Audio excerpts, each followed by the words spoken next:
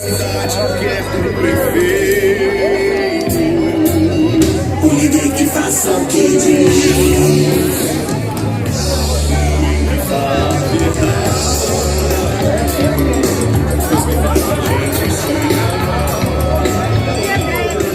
Que traz no peito a esperança.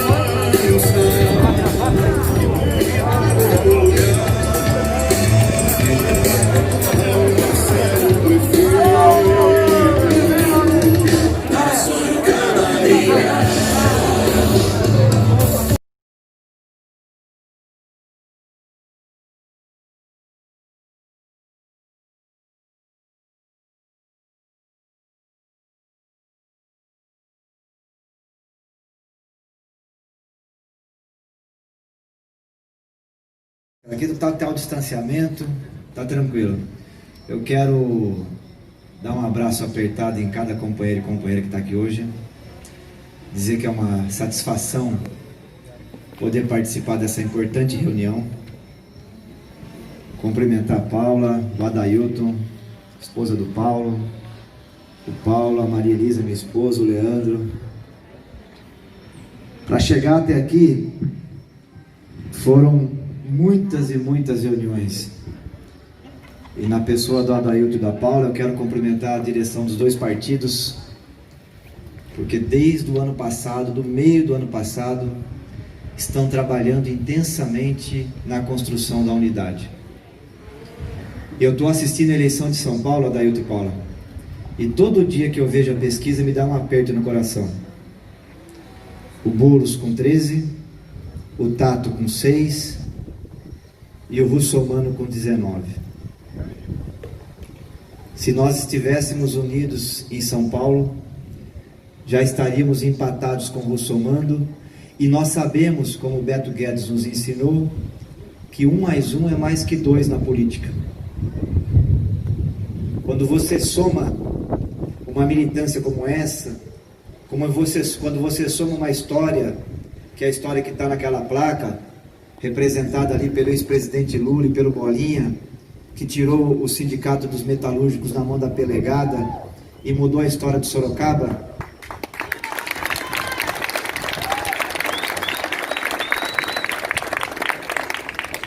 Quando a gente soma na política, 1 mais 1 é muito mais do que 2. E nós aqui em Sorocaba trabalhamos muito desde o ano passado para poder construir essa unidade, e essa unidade está expressa aqui hoje, nessa importante reunião, nesse espaço que é o espaço sagrado da cidadania sorocabana, que é o Sindicato dos Metalúrgicos em nossa cidade, no qual eu quero cumprimentar e agradecer mais uma vez o Leandro, toda a diretoria do sindicato, por ter cedido o espaço aqui, e agradecer a São Pedro, porque hoje fez esse dia lindo, maravilhoso, para que nós pudéssemos aqui conversar sobre a reta final da campanha os próximos 15 dias. Eu quero tratar de 2 assuntos aqui hoje. O primeiro é por que nós estamos aqui. Porque para nós não é só uma eleição. A música que levou o Allende à vitória eleitoral no Chile, ela falava que não se trata só de eleições. Para nós a mudança no Chile é muito maior. É uma mudança na sociedade, não é apenas uma vitória eleitoral. E essa eleição para nós não é apenas uma eleição. Ela se trata de iniciar no nosso país um movimento para a retomada do Brasil para o povo brasileiro. E nós queremos que a Prefeitura de Sorocaba faça parte dessa retomada nacional. Não está em questão apenas a Câmara Municipal, no qual eu quero dar um abraço enorme aqui na nossa chapa dos 2 partidos, e nós estamos com uma campanha maravilhosa nas redes sociais e pelas ruas da cidade. Toda vez que a gente está lá, eu e o Paulo, fazendo as nossas caminhadas nos bairros, tem sempre 5, 6, 7, 10, tem dia que tem até 20 companheiros e companheiras candidatos a vereador conosco, fazendo com que a nossa caminhada seja uma caminhada bonita, uma caminhada coletiva. Mas não se trata só de aumentar a nossa representação na Câmara Municipal, o que vai acontecer com certeza. Não se trata apenas de chegar ao 6º andar da Prefeitura e mudar o orçamento, mudar a relação da Prefeitura com Sorocaba, mudar a relação da prefeitura com os servidores públicos, mudar as políticas públicas. Se trata de fincar uma bandeira no 6º andar da prefeitura e dizer não, nós não vamos aceitar retrocessos da democracia do Brasil. Não, nós não vamos aceitar a entrega do nosso país ao governo norte-americano. Não, nós não vamos aceitar a retirada de direito dos trabalhadores.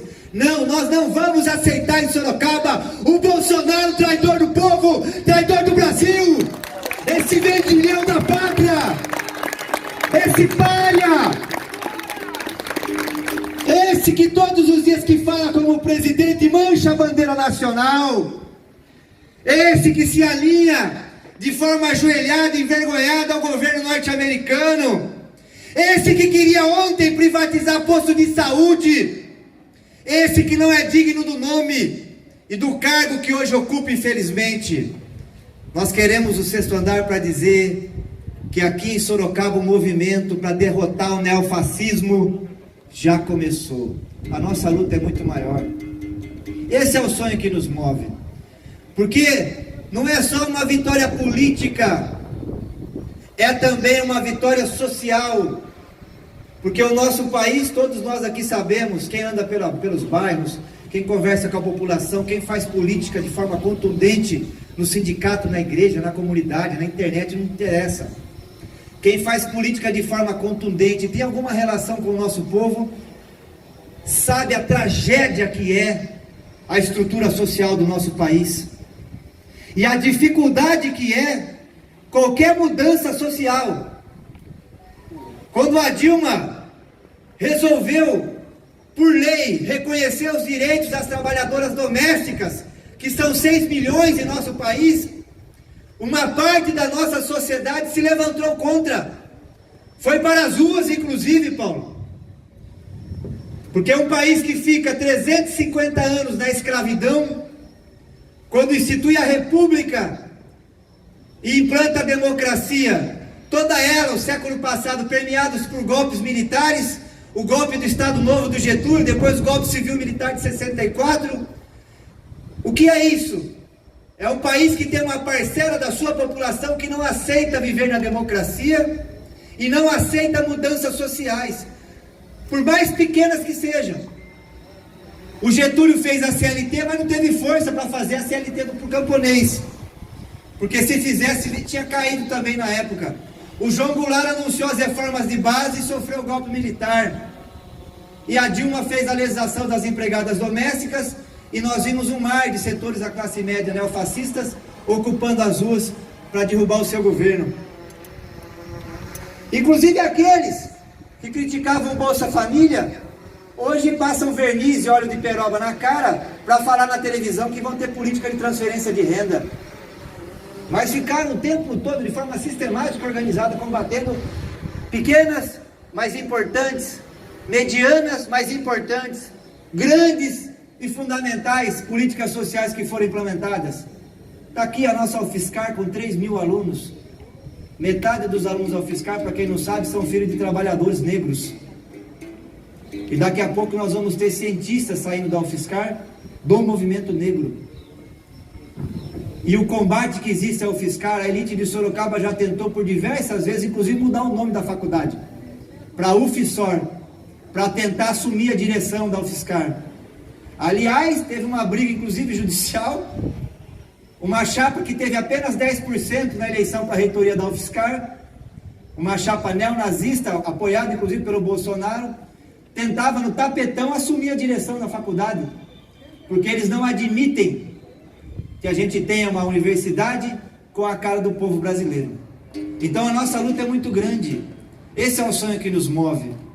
É a realidade de saber que no Brasil, para o filho do trabalhador atingir a renda média, demora 200 anos. 200 anos. Enquanto que na Dinamarca, um morador em situação de rua, o seu filho vai atingir a renda média.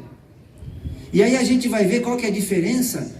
É que lá na Dinamarca 35% dos trabalhadores são servidores públicos.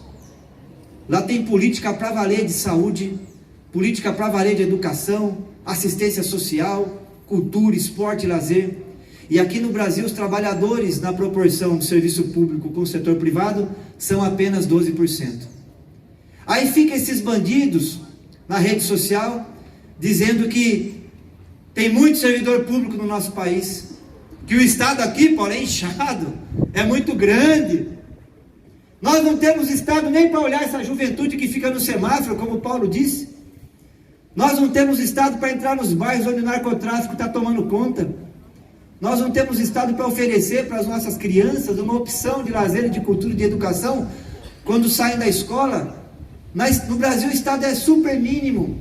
E toda vez que se tenta ampliar esse Estado, um setor da sociedade se organiza para manter seus privilégios e manter a sociedade brasileira intacta. Porque interessa para quem está no andar de cima que uma parcela imensa do nosso povo continue vendendo sua força de trabalho, muitas vezes por um prato de comida. Esse é o ponto. Então o sonho é muito grande. É o sonho de um Brasil que é rico, mas com a sua riqueza distribuída para nosso povo. É isso que nos move. E é uma luta que não começou agora. Começou já há muito tempo. Muita gente já tombou. Inclusive o coordenador da nossa campanha, que eu queria pedir que fizéssemos uma salva de palmas em pé para ele, Carlos Alberto de Gaspari, que faleceu, perdeu sua vida, vítima do coronavírus. Esse grande companheiro, que vai ser lembrado durante a campanha inteira, porque ele é a nossa inspiração de uma vida dedicada à luta política. Como dizia o Bertolt Brecht, grande poeta alemão, tem militante que luta um dia, é importante. Tem militante que luta um mês, é mais importante ainda. Tem aqueles que lutam um ano, esses são fundamentais. Mas tem alguns que têm uma vida inteira dedicada à causa política. Esses são imprescindíveis. E o Carlos Alberto de Gaspari é um deles. Um homem com vocação para a política que, desde os anos 80, todos os dias acorda de manhã e acordava de manhã e está com a gente aqui nessa reunião, com certeza, perguntando o que eu preciso fazer para ajudar a mudar meu país. Ele era o coordenador do nosso programa. O nosso programa tem o nome dele e nós vamos terminar essa jornada no último dia de campanha, inclusive, fazendo uma homenagem a ele. Porque o programa de governo foi pensado e articulado a partir da cabeça desse companheiro. Então nós temos um sonho, temos um propósito, estamos aqui há muito tempo e temos um plano para enfrentar essa situação. Porque diferente dos outros candidatos que contrataram marqueteiro para fazer o programa de governo, e cada dia eles mudam, né? O Manga agora saiu com um negócio, eu achei curioso, Paulo. Ele quer fazer um tal de um CAD, que é para criar uma secretaria para buscar emenda parlamentar em Brasília. Quando o Crespo contratou uma funcionária para ficar em Brasília, nós já fizemos uma crítica imensa. Porque, pô, quem tem que fazer isso é o próprio prefeito, são os secretários, são os deputados da região. Você percebe que foi pedido para um marqueteiro puxar na gaveta, arruma um projeto aí para mim, para colocar na televisão, para dar impacto. E aí o marqueteiro foi lá e deu, e ele leu no teleprompter o projeto, nem sabe o conteúdo do negócio. Ele está defendendo na televisão imenso cabide de emprego para buscar emenda parlamentar em Brasília. Vocês acham? Ministro tem dificuldade para receber prefeito. Vai receber assessor parlamentar lá em Brasília. Esse pessoal vai dormir aonde? Vai ter que pagar o hotel. Vai comer aonde? Vai voltar para Sorocaba todo final de semana. Olha o tamanho do custo do negócio desse. Mas está lá no programa. Nós não. Nós fizemos um projeto construído de forma coletiva. Foram quase 100 plenárias virtuais. E todo mundo aqui participou de uma forma ou de outra. E o projeto nós estamos oferecendo agora de forma humilde para a população. Porque a situação da cidade e a situação do Brasil, com o coronavírus, além das mortes, das perdas humanas, e o Gaspari representa isso, mas nós tivemos também o Douglas, enfermeiro da Unimed, 32 anos, deixou 2 filhos. O Nanone, 43 anos, deixou 3 filhas. E todos aqui conhecem pessoas, parentes, amigos. Foram mais de 400 irmãos e irmãs sorocabanas que perderam a vida para a pandemia. E no Brasil, então, meu Deus do céu, a situação é muito mais alarmante. Além do problema sanitário, porque a pandemia paralisou a economia, E aí os bolsonaristas falam, depois da pandemia que piorou a situação. É mentira. Em janeiro a crise econômica já estava instalada. Em 2014, nós tínhamos, Leandro, 211 mil trabalhadores com carteira assinada em Sorocaba. O sindicato aqui tem todos esses dados. No final do ano passado eram 189 mil. Nós perdemos 21 mil empregos em Sorocaba com carteira de trabalho registrada entre 2014 e o começo desse ano. Então a situação já era grave economicamente quando acendeu a pandemia. E quando você perde um trabalhador que está trabalhando com carteira de trabalho registrada na indústria, junto com esse emprego, você perde também o plano de saúde. Você perde também muitas vezes a escola particular, a creche particular. E aí o que acontece? Aumenta a pressão no serviço de saúde, que essa pessoa vai para o SUS. Aumenta a pressão na rede de educação. E também aumenta a pressão muitas vezes, tragicamente, na segurança pública. Porque a pessoa fica no desemprego estrutural, às vezes a família se desestrutura, às vezes entra no descaminho do álcool, às vezes na droga para tentar fugir de uma realidade duríssima. Então você tem pressões de todos os lados no serviço público. E qual é o cenário que se desenha para janeiro? Porque a política que foi montada para enfrentar a pandemia não foi uma política de emprego, foi uma política de auxílio emergencial, que deixasse pelo Bolsonaro seria de apenas R$200. Fomos nós do Congresso Nacional, a oposição de esquerda, que lutou para garantir os R$600. A nossa luta era para ser 1.200, inclusive, salário mínimo. E os R$600 foi cortado pela metade no mês passado. E agora, no Natal, o presente que a população de Sorocaba vai receber é o fim do auxílio emergencial.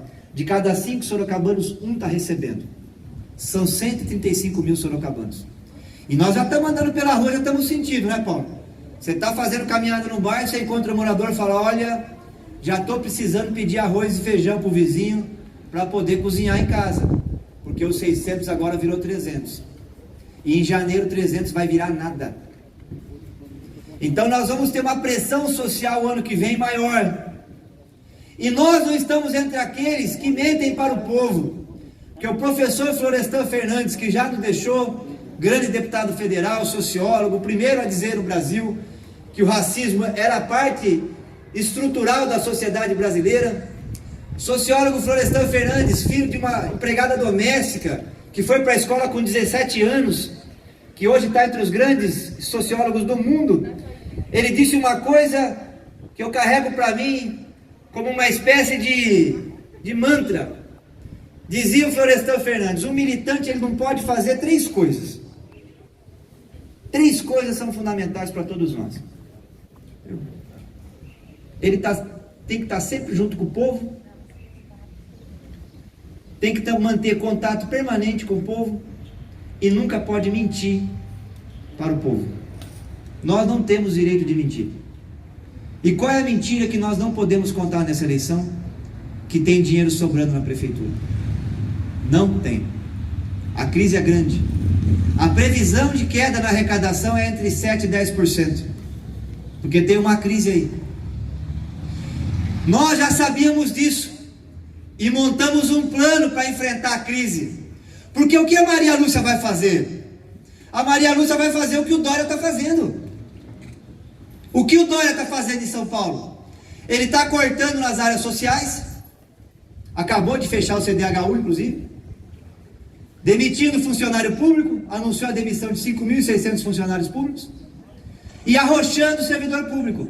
Aumentou o IANSP agora, recentemente, inclusive, a contribuição de saúde dos servidores. Já aprovaram a reforma previdenciária estadual, contribuição de 11% para 14%. Na crise de arrecadação, o PSDB está fazendo mais o mesmo, empurrando a crise para a população e para o funcionalismo. O que a Jaqueline está fazendo na crise? Porque ela está na prefeitura, apesar de ela passar uma imagem na televisão de como se fosse oposição. É um programa eleitoral mesmo esquisito, para dizer o mínimo, da Jaqueline, né? Ela fala da segurança pública como se não tivesse na prefeitura. Se você olhar a peça orçamentária da Jaqueline para o ano que vem, está lá. Mais o mesmo. Corte de 30% na cultura, 28% no esporte, 3% na saúde, nenhum tipo de previsão de novos concursos públicos, nada. A Câmara já barrou o aumento da contribuição previdenciária dos servidores municipais de 11% para 14%, mais do mesmo. E o Manga, o que propõe? O Manga é mais ao quadrado, porque tem um núcleo que está com ele, que é neofascista, é contra tudo que é público. Aliás, é a crise que ele tenta administrar e vender para a população que não existe essa crise dentro do núcleo da campanha dele. Ele fugiu do debate dos servidores públicos porque ele não consegue administrar a crise que está instalada lá. E qual é a crise que está instalada lá? Ele tem uma base social popular que está concentrada nas igrejas evangélicas, de pessoas do povo, que nós vamos ter que conversar, inclusive, nesses próximos 15 dias. Eu tenho proposta de nós levarmos um material específico para debater com essa base social, que precisa do serviço público, Paulo. São pessoas simples, trabalhadores, muitos deles, inclusive, microempreendedores individuais, autônomos, ou no desemprego estrutural, no desalento há muitos anos, que precisam, inclusive, da igreja como uma entidade social, para que aconteça ali a solidariedade. É uma demanda social necessária, e é base social dele. Agora ele tem uma outra base, ele está tentando esconder dela a campanha inteira, que são o núcleo protofascista, que diz que servidor público é vagabundo, que é contra sindicato, que é contra toda a organização coletiva dos trabalhadores. E aí ele não pode ir no sindicato dos servidores, porque se ele chegar lá e falar a favor dos servidores, ele perde o núcleo bolsonarista neofascista que está com ele. Então o que ele faz? Tudo que o vagabundo, tudo que aquele que não tem coragem, que não tem honra, faz. Corre. Só corre. Manda corre. Porque eu quero saber deles o que eles vão fazer com o SAI. Porque não tem água em Sorocaba. E a conversa que corre é que as 3 candidaturas já se comprometeram. O novo marco do saneamento empurra os municípios do Brasil para privatizarem o saneamento. Está textual na legislação federal. E todos eles estão se comprometendo, um mais, outro menos, com a entrega do setor de saneamento da cidade. E nós queremos debater isso. Existe uma clivagem muito clara que diferencia o nosso campo das outras 3 candidaturas que estão postas. E existe em relação à candidatura do Manga um outro ponto importante, que é o crime organizado, o narcotráfico. Quem lê o processo que pesa contra ele, eu recomendo que leia. O professor Flaviano entrou no Avante para sair candidato. Estava construindo a campanha. É o direito dele. Nós temos hoje na República, todos têm direito à voz pública, à palavra pública e direitos iguais perante a lei. Então todos podem participar do processo eleitoral. Pelo menos é o que diz a lei. No caso do Lula, a lei não valeu, porque o nosso país hoje não respeita nem o processo democrático. Mas Flaviano estava caminhando com a sua campanha. Aí teve uma reunião em São Paulo, entre o braço direito do Manga em Sorocaba, Cícero João, Sassá, que é o braço direito do Cícero João, uma pessoa inclusive que ele ajudou durante anos financeiramente, e fizeram uma composição com o Avante. Segundo o Sassá, em depoimento ao Ministério Público, foi feita a compra do partido. Está lá, essa semana vai julgar. Aí o diretório estadual do Avante, como o Avante em Sorocaba é comissão provisória, o diretório estadual do Avante mandou um ofício aqui, destituindo a candidatura do Flaviano e empurrando o Avante para a composição com o Manga. Sassá começa a se reunir com os candidatos a vereadores do Avante, preocupados, como é que fica a eleição. E uma das reuniões que durou 2 horas, o depoimento está no Ministério Público, Sassá bate no peito e diz: Cícero João, braço direito do Manga, anda com malotes e dinheiro, 2 milhões, 3 milhões, 4 milhões. Compra deputados e é a responsável pelo caça-níquel em Sorocaba. Não precisa dizer muito. Nós sabemos quem é que organiza o caça-níquel no Brasil. Nós estamos em vias em Sorocaba de caminhar para o que aconteceu no Rio de Janeiro. O que aconteceu no Rio de Janeiro? Aconteceu uma associação entre a política e o crime organizado e a milícia. E esse pessoal não mede esforços, porque para eles não existe debate político, para eles existem inimigos, inclusive que na discussão, se preciso for, elimina-se. O que aconteceu com a Marielle Franco no Rio de Janeiro? Um assassinato que vai caminhar já para 3 anos, sem resolução. Lá no Rio de Janeiro, uma pessoa do povo, Paulo, não pode ir na porta do posto de saúde protestar, porque o Crivella montou guardiões do Crivella, e é os bate-pau que ficam na porta do posto, ameaçando as pessoas do nosso povo. Então não pode ter protesto. Só que não sou eu que estou dizendo, só que foi dito no Fantástico. Está tudo documentado. Esse partido republicano, que é o partido que esse pessoal está se alojando, em São Paulo, na campanha do Russomano, até o PCC está dentro. Isso não sou eu que estou dizendo, é matéria de capa do jornal Folha de São Paulo. Então aqui em Sorocaba, além de uma questão nacional, da derrota de um projeto submisso ao governo americano, da questão social, da derrota de um projeto que é concentrador de renda, da questão democrática, da derrota de um projeto que é antidemocrático, aqui em Sorocaba tem outra questão que se coloca na mesa, que é a derrota do crime organizado. Nós daqui a pouco corremos o risco de ter companheiros nossos que não possam entrar em comunidades da cidade para poder fazer política e conversar sobre os problemas do país.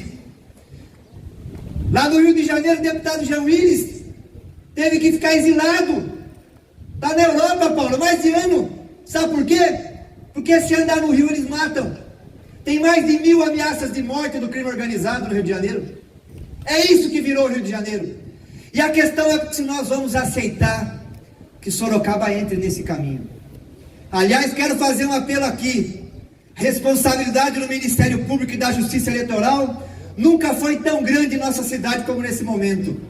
O processo tem quase 400 páginas, horas e horas de gravações, vídeos, documentos, tudo. E essa semana sai o resultado, e não é um resultado qualquer, porque ele tem interferência nas eleições, e a partir do momento que o juiz der a sentença, nós vamos poder usar esse material e levar esse conhecimento para todo o povo. Porque hoje é uma questão que está sendo discutida, mas depois que for decidida, a população precisa ser esclarecida. Mas enquanto não vem a sentença, nós devemos fazer esse esclarecimento. Então é uma eleição muito importante. E eu queria dizer que os próximos 15 dias vão decidir tudo isso. Vão decidir a posição de Sorocaba em relação à questão nacional, vão decidir a posição de Sorocaba como condutora de uma região metropolitana muito importante, mais importante do que muitos países latino-americanos, inclusive, e vão decidir o futuro político da nossa cidade. São 15 dias, 2 semanas. E aí eu queria aqui terminar fazendo um pedido para todos. Dizer que eu e o Paulo, nós estamos todos os dias, desde o meio do ano passado, quando começaram as conversas, e agora que a campanha se intensificou, envolvidos de corpo e alma no projeto. Nós estamos aqui com as nossas esposas, filhos, já sabem que o processo eleitoral vai nos consumir nessa reta final, mais ainda do que estava consumindo até o momento agora. Mas o objetivo é grande e é importante, então vale a pena. E eu queria fazer esse pedido para toda a militância que está aqui hoje. Nós distribuímos até um panfletinho ali simples, está lá, como poder ajudar a escrever a história de Sorocaba. Está aqui o panfleto. Nós temos 2 níveis de ajuda. Tem a ajuda física. Quem puder ir na porta de uma empresa, quem puder ir na porta da igreja, Quem puder participar de um mutirão, na caminhada de um bairro, quem puder reunir com o vizinho, já está ótimo. São 15 dias, grande parte do eleitorado ainda está indeciso. E muita gente vai deixar para tomar a decisão daqui até os dias que restam da eleição. Então esse é o nível, que é o nível tradicional. A gente está acostumado a fazer isso, distribuir panfleto, bater um papo, conversar com as pessoas. É o que a gente gosta. Está mais difícil agora por conta da pandemia. Mas a gente sabe fazer isso. Porque é a nossa história e a história dessa militância que está aqui hoje. Só que tem um outro nível, que é o nível árido. É complicado, porque tem robô, porque o pessoal do Manga, ele não tem coragem de ir no debate. Mas na rede social eles são corajosos. Lá, eles ficam enormes. Porque ele tem 22, cada militante do Bolsonaro tem 10, 20, 30 perfil fake. Então lá eles ficam valentões. Lá ficam corajosos porque estão escondidos atrás do computador. Eu fui numa reunião esses dias, tinha um bolsonarista desses aí, o tal do Vinícius. Tava lá. É um leão na internet. Nossa, o homem na internet sai de baixo. Não é? Parece o Schwarzenegger naqueles filmes. Só falta dar uma metralhadora para ele, para sair atirando todo mundo. Aí foi na reunião lá, estava lá, profissional liberal, os empresários, passaram a palavra para mim. Eu falei tudo que eu falei aqui lá. Falei um pouco mais do pai também, o plano de ação emergencial. E aí falei, agora ele vai pedir a palavra, né? E nós vamos estabelecer um debate aqui. E vamos ver quem tem mais argumento. Acreditem vocês, todo mundo da reunião pediu a palavra. Só quem não pediu, Paulo? Só quem não pediu foi o bunda mole do bolsonarista. Porque eles são isso aí, entendeu? Eles são, na verdade, um bando de bundões, entendeu? Não tem coragem. O negócio deles mesmo é ajoelhar para os americanos. E tá certo, tem que ajoelhar, porque não tem coragem para participar do debate. Vai ter coragem para enfrentar um governo imperialista como o dos Estados Unidos? Não tem. O Bolsonaro é a expressão dos medrosos brasileiros. Fala grosso na internet, mas a hora de falar grosso com o Trump, vira um gatinho. Aí se amarra na governo da bandeira dos Estados Unidos. É a expressão da elite brasileira. Para fora é um bando de bundão e para dentro são os valentões na hora de oprimir o nosso povo. É exatamente isso. Aliás, esse é o problema central do Brasil. Porque no concerto das nações, a elite brasileira se sujeita a manter um país com quase 60%, 70% do seu povo num processo de exclusão permanente. E eles são isso no dia a dia. O rapaz ficou a reunião inteira calado e a hora de participar do debate ficou mudo. Por quê? Porque não tem argumento. E nós temos argumentos. E o que nós devemos fazer agora nesses próximos 15 dias? Eu queria fechar com isso. Nós temos que colocar os argumentos nossos para fora. Não precisa ler o programa, não. Eu falo para o pessoal, não precisa, eu quero ler o programa, estudar para ver o que eu vou falar. Não precisa. Tudo que você quiser falar, que for de distribuição de renda, que for defesa do Brasil, nacionalista, que for defesa de direito social do povo, você pode falar que é o nosso programa, que é o programa do Raul e do Paulo. Porque é isso que nós pensamos. Ou nós vamos lá para a prefeitura, vocês acham para quê? Não, é para fazer justamente isso. Tudo que for contra racismo, contra o machismo, contra a homofobia, a favor do trabalhador, seja do transporte, metalúrgico, químico, vestuário, comércio, tudo que for a favor do trabalhador, a favor do nosso povo, do jovem, da periferia, você pode dizer lá. Por quê? Porque de alguma forma nós vamos abordar esse tema. Tem algumas áreas que nós vamos abordar mais forte. A questão da liberdade dos nossos jovens, por exemplo. Nós não vamos admitir mais uma cidade que aprisiona o jovem. O jovem filho de trabalhador vai poder andar livremente por Sorocaba toda. Nós vamos fazer o passe livre. Nós vamos cumprir o que está na bandeira da Revolução Francesa, 3 séculos atrás. Garantir liberdade para a juventude da periferia. Nós vamos implementar isso. Isso já está acertado, acordado e já está no orçamento. Nós vamos ajudar as famílias. Nós vamos fazer um plus no Bolsa Família. E ao Sorocaba Solidário, uma proposta linda. Os nossos parlamentares estiveram na prefeitura levando para Jaqueline, na primeira semana da crise, Projeto maravilhoso para ajudar as crianças e as mães, os pais que estão no desemprego estrutural a enfrentar essa crise. Diz que a Jaqueline pegou o projeto com a mão esquerda e arquivou com a mão direita e não andou. Em janeiro nós vamos implantar. Toda a família que manter a criança no projeto social vai receber dinheiro, porque tem que ajudar financeiramente as famílias e ajudar as crianças estruturalmente a se manterem dentro do sistema educacional, porque uma das coisas que estrutura o apartheid social no nosso país é o acesso ao conhecimento, que é negado a grande parte do nosso povo, que depois vira um adulto que acredita em mágica. Ele acha que conseguiu emprego, por exemplo, no governo Lula. Sorocaba teve pleno emprego, né? Ele acha que foi porque foi mágica. Teve uma mágica na vida dele, ele foi tocado e conseguiu emprego. Ele não entende a política. Ele não sabe que tem luta de classes, que tem imperialismo, que tem países que desenvolvem mais porque os trabalhadores estão à frente dos países. Ou vocês acham que a Alemanha ficou um país que tem um bom nível de distribuição de renda? Por quê? Porque depois pós-guerra, os trabalhadores governaram a Alemanha por 30 anos. Na Itália, o Partido Comunista governou a Itália por 40 anos. A Espanha, o Partido Socialista Espanhol, por 35 anos. O Partido Trabalhista da Inglaterra, quem criou o Sistema Nacional de Saúde, foi o Clemente, um líder sindical, ganhou a eleição do Churchill. Todo liberal conservador gosta de falar do Churchill, né? Inclusive o Ciro Gomes na campanha, outro que fugiu também no meio da eleição.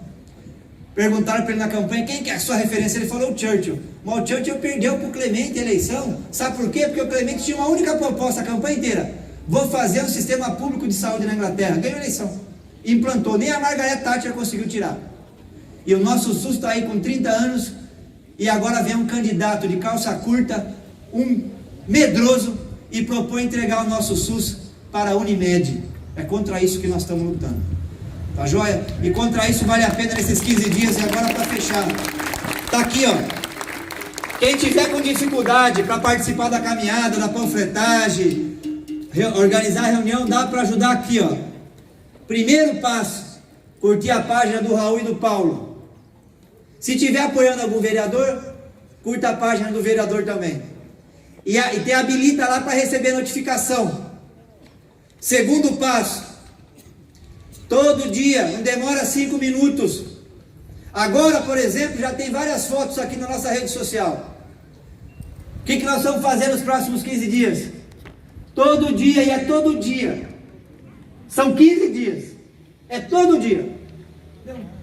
Acordou de manhã, tomou café, pega o celular. Em 5 minutos você vai fazer o passo a passo que vai mudar a história de Sorocaba. Você vai curtir o conteúdo que vai estar lá. Agora, por conta da guerra cultural, porque como eles não têm propósito, o que eles fazem? É fake news. Nós vamos lidar com a fake news de forma bem-humorada, porque é tanto absurdo, né? Então as fake news voltaram, vai ter moda de viola, vai ter tudo. Mas vamos lidar também mostrando que quem defende a família de trabalhadores do Brasil somos nós. Porque o trabalhador, a mãe solo, o pai solo, aquele avô que cuida das crianças, a família não está solta assim como vive na cabeça desse pessoal. A família está inserida numa classe social. A família de trabalhadores, ou nós temos dúvida de que a família do Roberto Marinho é um tipo de família, e de que a família de um trabalhador desempregado há muitos anos é outro tipo. Então nós vamos estender a mão e fazer o recorte, sim. Nós vamos ajudar as famílias do Brasil, inclusive, a perderem o preconceito contra as pessoas da comunidade LGBTQI+, porque as famílias estão sofrendo com esse preconceito que eles ficam disseminando na rede social. Nós vamos ter apoio psicológico, apoio social. Então nós queremos ajudar as famílias, e nós vamos enfrentar a guerra cultural fazendo esse contraste nos próximos 15 dias. E a guerra cultural está onde? Está na rede social, porque eles não têm coragem de levar o tema para a TV, porque se levar nós vamos bater duro lá. E aí o que nós temos que fazer? Todo dia tem que entrar na página, curtir, se puder comentar, aí então é revolucionário. Se puder compartilhar, então, meu Deus do céu, em 5 minutos faz isso. É a página Raul Marcelo Prefeito, é Raul Prefeito 50, e a do Paulo Estáuzia.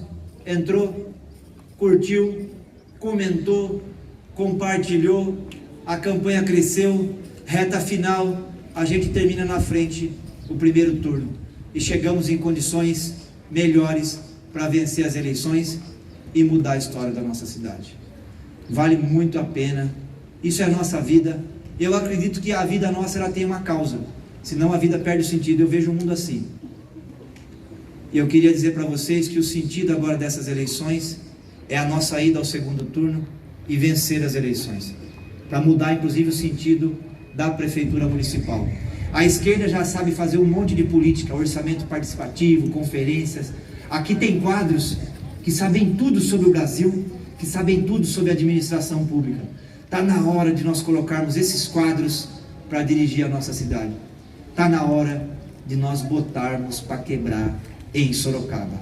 Sacudir, jogar a poeira para cima e virar a página da nossa cidade. Para que o nosso povo possa, e a gente fez um vídeo bonito sobre isso, eu quero mandar um abraço aqui a toda a equipe da comunicação, na pessoa do Edu, militantes, porque nossa equipe de TV não é marqueteiro, são militantes que estão aqui nos ajudando.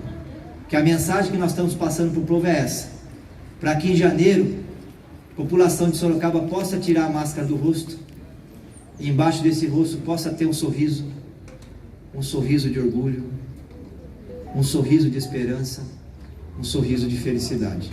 Tá joia? Vamos fazer o vira-voto nos próximos 15 dias para vencer as eleições, garantir ficar em primeiro lugar no primeiro turno. Uma vitória! Paulo Estálgia, Raul Marcelo, vamos com o movimento sindical, movimento social, movimento eclesial de base da Igreja Católica, comunidade LGBT+, servidor público. Uma vitória para vencer as eleições. Muito obrigado pela presença de todos, companheiros.